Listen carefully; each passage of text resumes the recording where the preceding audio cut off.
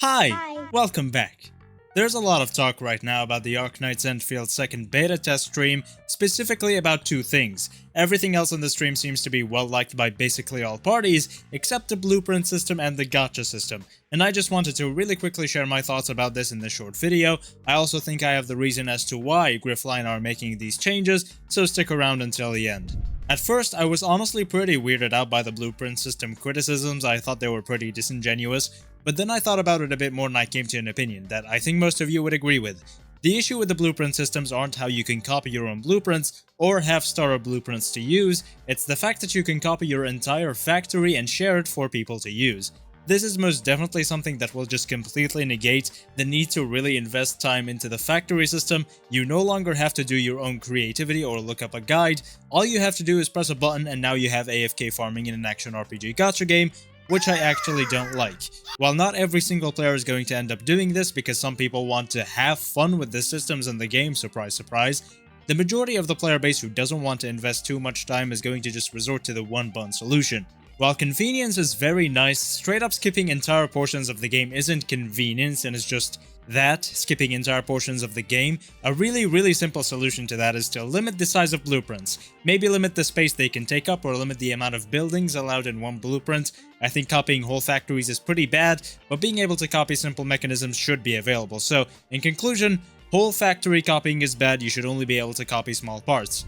When it comes to the gacha system, then first let's discuss the weapons. The weapon gacha is practically free because you get so many arsenal tickets. However, during the stream they made it sound like duplicate operators don't give the same type of arsenal tickets you use to buy weapons.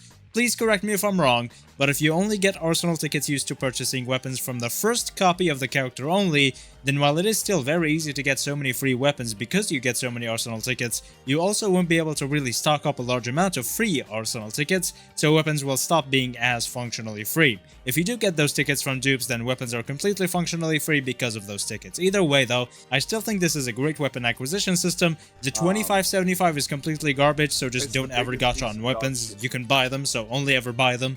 The real problem of contention here though, 1. The pity not carrying over between banners, and 2. Limited characters not going to the standard banner like in Arknights. Now the pity has a very simple fix, and as long as we complain about it enough then I don't doubt the Griffline will fix it, so everyone take out your pitchforks and torches because we want the 120 pity to carry over.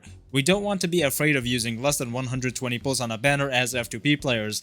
This is doctrine, make it carry over. Now, the limited characters, as someone who has only been in the Arknight space for a very short time compared to other players, and is much more of a mainstream gacha player, is not really that big of a deal in the mainstream space and for Endfield specifically. I don't think it's such a bad decision.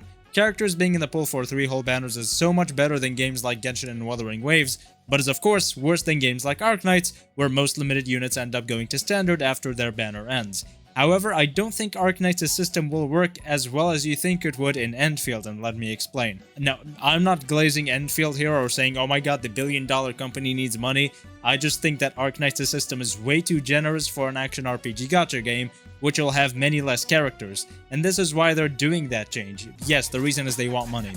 Arknights has and still is going to have, after many years down the line, many more characters than Endfield. It's a tower defense game where you use 12 units per stage. Having a much higher 6-star unit chance is mandatory because you're simply going to need many more characters, and in Arknights, it is incredibly easy to get all the characters. Endfield is an action RPG gacha game with only 4 units per team. It's going to have way less characters overall. The 0.8% chance is good here, but I don't think anybody is complaining about that, specifically because 0.8% is actually pretty good for an action RPG gacha game. The people are complaining about characters not going to the standard pool like they do in Arknights, and honestly I think the middle of the road solution they came up with in Endfield is fine, like I said.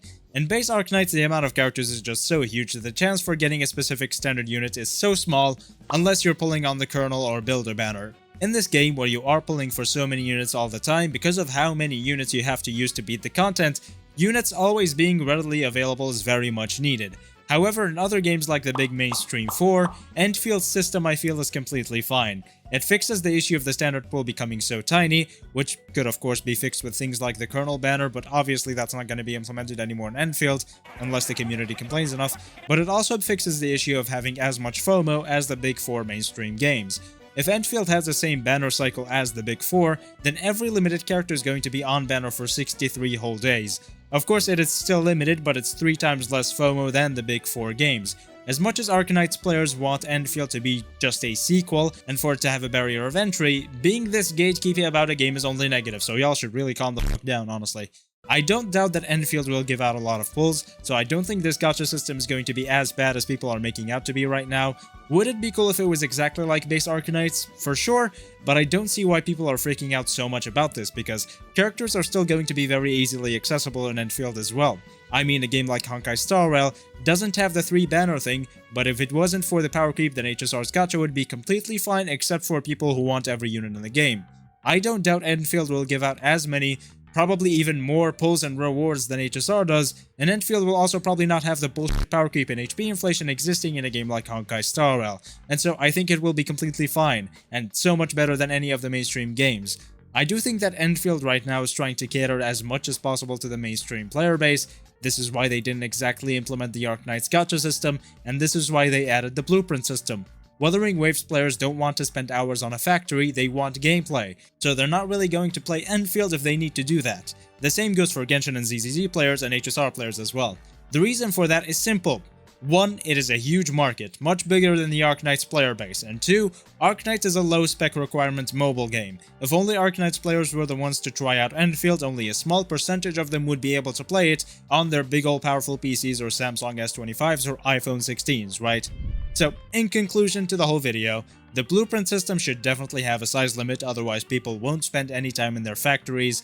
The 80 and 120 pities should 100% carry over, otherwise it would be complete bullshit and I'd really hate it. And finally, it would definitely be nice if all units went to standard, but I also don't think it's that big of an issue because Endfield doesn't have as many units as base Arknights. I don't discourage Arknights players at all from complaining about this, please do so and get what you want. However, I also think that Griffline is not targeting you specifically as much as you think, because I do think they are catering more towards the general mainstream gacha space. And those are all my thoughts for today. Thank you so much for watching this video. Make sure to like, comment, and subscribe for more content like this in the future, and join the Express Rain Discord server for a fun and lovely community to hang out with and a massive giveaway we're doing right now. Thank you again for watching, and I will see you next time.